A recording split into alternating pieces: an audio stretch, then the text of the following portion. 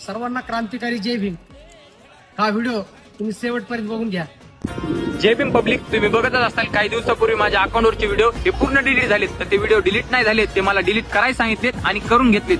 विषय काय माहितीये का, काही दिवसापूर्वी एका मुलाने आमच्या गावातल्या सुजातदादा आंबेडकरांना वाईट कमेंट केली. तर आम्ही सर्व भीमसैनिकांनी मिळून त्या मुलाला डॉक्टर बाबासाहेब आंबेडकरांची माफी मागायला सांगितली होती आणि त्यांनी माफी मागितली आणि तो माफी नावाचा व्हिडिओ मी माझ्या अकाउंटवरती अपलोड केला.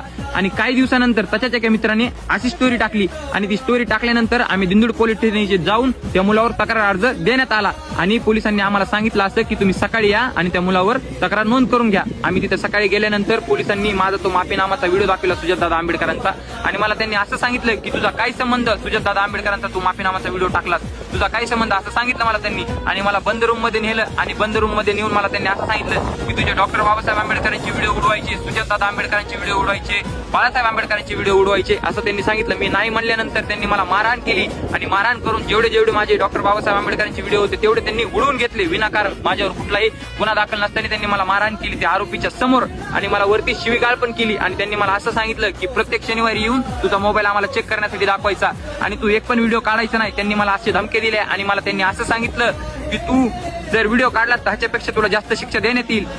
अरे तो प्रत्येक आवाज चिरडला जाईल जो बाबासाहेबांच्या विरोधात जाईल. कायम लक्षात ठेवा आणि या भावाला न्याय मिळाला पाहिजे. सर्वांना क्रांतिकारी जय भीम.